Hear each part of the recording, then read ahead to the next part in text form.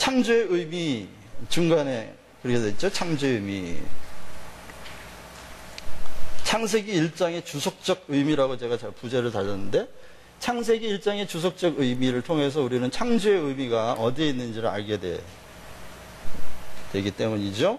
자, 말씀의 창조입니다.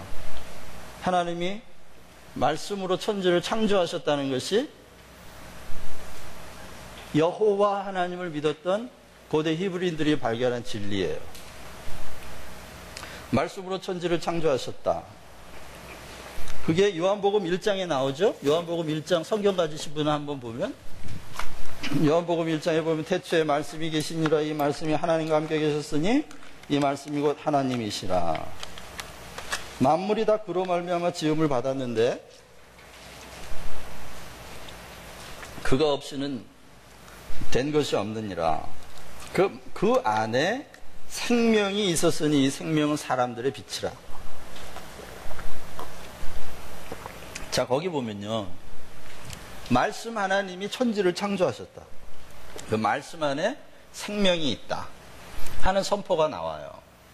우리는요, 구약을 유대인에게서 받은 게 아니고, 우리는 유대인에게서 구약을 받은 게 아니라 예수님을 통해서 구약을 받은 사람들이에요. 이 말이 이해가 되셔야 돼요. 예수님을 통해서 구약을 전해받은 사람들이 기독교인들이에요. 유대인들은 모세에게, 선지자들에게 구약 성경을 받은 사람들이 유대인이에요. 우리는 예수님을 통해서 구약을 받았기 때문에 구약을 예수님의 시각에서 해석하고 이해해야만 하는 거죠. 그래서 예수를 경험했던 사도 요한이 천지 창조에 관하여 요한복음 1장에 그렇게 기록하고 있는 거예요. 말씀이신 분이 계셨는데 그분이 천지를 다 창조하셨다. 그런데 창세기 1장을 가면 하나님이 천지를 창조하시니라 하고 가라사대가 계속 나와요. 그렇죠? 가라사대라는 말은 뭐예요? 말씀하셨다, 이런 얘기잖아요. 말씀하셨다. 그런데 말씀하셨는데 그대로 됐다 하는 형식으로 돼 있다니까요. 그래서 제가 거기에 가라사대 그대로 되니라. 그건 뭐냐면 하나님이 말씀하셨더니 그대로 되는 방식으로 세상은 만들어졌다. 자, 이게 사실입니까? 아니면 신앙 고백입니까? 신앙 고백이에요. 사실은 검증할 수 있는 건데 검증할 수 있어요, 없어요, 이게? 이건 검증할 수 있는 게 아니야. 신앙 고백이에요. 근데 그들이 그런 신앙 고백이 나오기까지는 실제 경험이 있었을까요, 없었을까요? 있었던 겁니다. 그래서 창세기가 나타내주고 있는 것은 신학적인 내용이지 과학적인 내용이 아니에요. 그러니까 과학자들과 싸울 필요가 있나요, 없나요? 없어요. 과학자들은 이게 사실이냐 아니냐, 검증할 수 있느냐 없느냐, 그것 가지고 싸우는 사람들이니까. 그러니까 과학자들의 말을 잘 들을 필요가 있나요, 없나요? 제가 지금 들으라고 이런 말 하는 거예요? 듣지 말라고 하는 거예요? 들으라고. 잘 들으라고. 열심히 들어서 과학자들이 막 거품을 울고 막 설명해주면, 아유, 고맙습니다. 그렇게 하라고요. 왜? 창세기 1장은 과학적인 사실이 아니기 때문에 이걸 가지고 과학자들하고 싸울 필요가 없어요. 이건 뭐예요? 신앙 고백이라는 거예요. 신앙 고백이에요. 사실 그 뒤에 있는 진실을 본 사람들이, 진리를 발견한 사람들이 그 진리의 원천이신 하나님께 고백해 드리는 거예요. 천지를 하나님이 말씀하실 때 그대로 됐습니다. 이렇게. 왜? 말씀을 한다고 하는 것은 수고와 어떤 노력과 어떤 행위가 있지 않았다는 거예요. 말씀으로 창조하셨다는 얘기는 어떤 수고나 노력이 없었다. 그냥 하나님의 의지대로 말씀하는 거예요. 말 속에는 뭐가 들어있어요? 그분의 의지와 뜻이 의도가 들어있잖아요. 의지와 의도가 거기에 들어있잖아요. 그래서 하나님의 기쁘신 뜻에 따라 그것을 잊게 하시겠다고 하는 의지가 말씀이 되어서 선포되었을 때 그대로 됐다. 이것은 그들이 믿는 하나님을 향한, 창조주를 향한 신앙 고백이에요. 그리고 그들은 실제로 그것을 경험했던 겁니다. 하나님이 말씀하시면 그대로 된다. 주의 음성을 듣는 사람은 그대로 이루어진다. 왜? 하나님은 약속하시고 그분은 성품이 신실하셔서 그 약속을 이루시는 분이라는 걸 그들의 믿음의 조상들을 통해서 계속 경험해 왔어요. 약속하시고 성취하시는 하나님, 그 신실한 하나님에 대하여 계속 경험해 왔기 때문에 이 물질적인 세상도 궁극적으로는 하나님이 말씀하신 그대로 되었을 거다라고 하는 신앙 고백인 거예요. 여러분, 그러면 이렇게 말하면 여러분들이 이게 사실이었다고 하는 믿음보다 좀 떨어지는 믿음인가요? 아니에요. 오히려 이 사실이길 바라면서도 사실이 아니면 어떡하지? 하는 불안 속에서 억지로 하는 신앙 고백보다 훨씬 차원 높은 신앙 고백이에요, 이것이. 자기가 사실인지 아닌지 증명할 수도 없고 그게 증명될 수도 없으면서도 이게 사실이기 때문에 믿는다고 하는 불안한 믿음보다 훨씬 더 차원 높은 믿음의 본질에 더 가까운 신앙 고백이라고.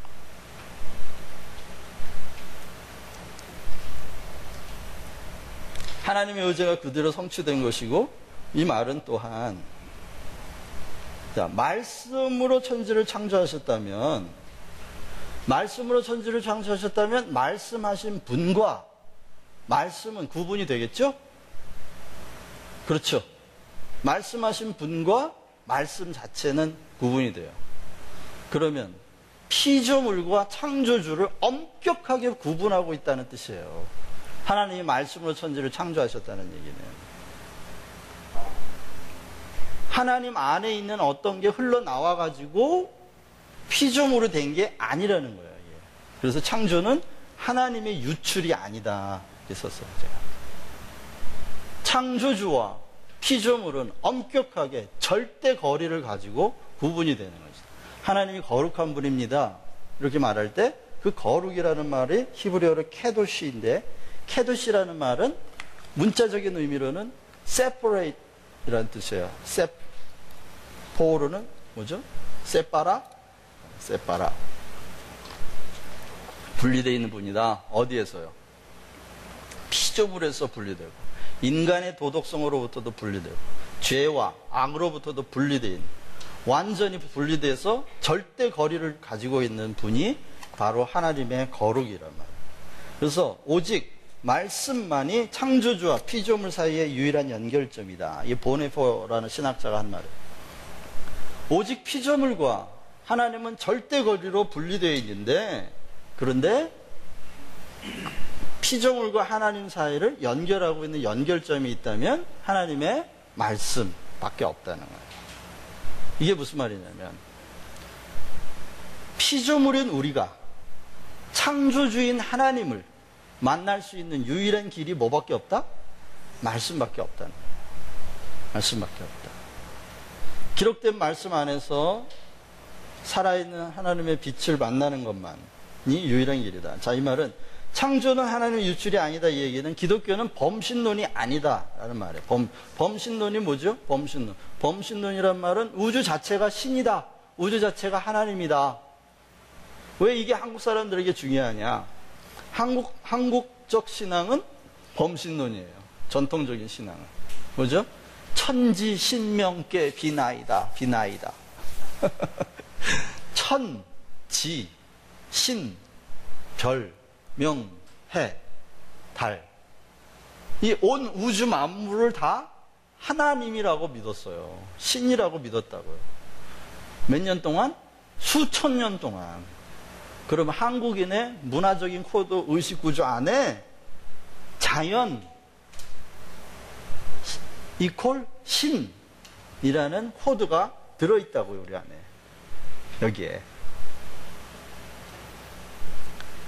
그런 증거들이 너무너무 많아요.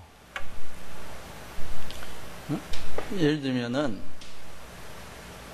날씨. 오늘 날씨가 꾸물꾸물한 거 보니까, 뭔 일이 생길래나? 이런 것도 다 범신론의 잔재예요, 그게. 왜? 날씨가 꾸물꾸물하다 하늘이 진노할 것 같다? 예? 막 먹구름 끼고 번개 천둥, 하늘이 노하셨어. 그런 문화적인 코드가 우리 안에 있어요. 있어가지고, 그 범신론적인 잔재가 우리 안에 남아있어가지고, 살아계신 창조주 하나님, 모든 피조물과 완전히 절대 거리를 가지고 떨어져 계신 그 창조주 하나님을 못 보고, 날씨와 어떤 자연적인 현상을 하나님의 심정의 상징으로 해석하려고 하는 그런 범신론적인 신앙 형태가 우리 안에 있단 말이에요. 이걸 어떻게 하라고요? 거기로부터 자유하라고. 비 오고 천둥 번개가 쳐도 하나님이 진노하는 게 아닐 수 있습니다. 하나님 너무 행복하신 분일 수 있어요. 그런데 속지 말란 말이에요. 그런 문화적인 코드에 기독교라고 하는 본질을 갉아먹게 그냥 내버려 두지 말라는 거예요. 기독교는 범신론이 아닙니다. 오히려 창조주와 만물, 피조물을 구별하는 것이죠. 피조물과 하나님 사이에 여전히 말씀이 살아있다는 걸 말해요. 왜? 예를 들면 하나님이 땅에다 대고 명령을 하셨어요. 각종 씨 맺는 채소와 과일나무를 내라. 그런데 지금도 내나요, 안 내나요? 내고 있죠? 내고 있어요. 그럼 말씀이 살아있다. 말씀이 살아있다는 말은 말씀대로 하나님이 여전히 일하고 계시다. 그 말이에요. 생명이 하나님께 속해 있는 것처럼 만물의 섭리는 지금 저절로 되는 게 아니에요. 예를 들면 정밀한 시계를 만들어 놓고 그 안에 테이프를 감아서 딱 이렇게 넣으면 테이프 지가 돌아와가지고 시계가 가잖아요. 그런 것처럼 세상 안에 어떤 탭을 감아놓고 딱 이렇게 내놓으신 게 아니라는 거예요. 기독교인들을 보는 창조주는 지금도 창조 행위가 끝난 것이 아니고 지금도 계속해서 하나님은 창조 세계에서 일하시고 역사하시고 섭리하시면서 창조 세계를 유지해 가실 뿐만 아니라 지금도 계속해서 창조 행위를 하고 계시다. 그런 말이에요. 창조는 그래서 옛날 고리적에 끝나고 지금은 이렇게 태압이 다 풀릴 때까지 유지되다가 어느 날 태압이 다 감겨가지고 끝나면 그때 종말 그런 게 아니라는 겁니다. 그러면 이 온 세계는 하나님께 속해 있고 하나님께 속해 있다. 그리고 그 밑에 선지자들 요건 나중에 결론적으로 얘기할 거고요.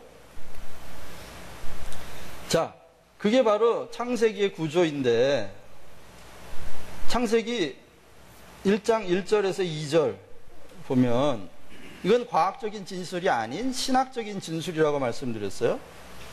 하나님이 천지를 창조하셨습니다. 거기엔 과학도 있을 수 있겠죠?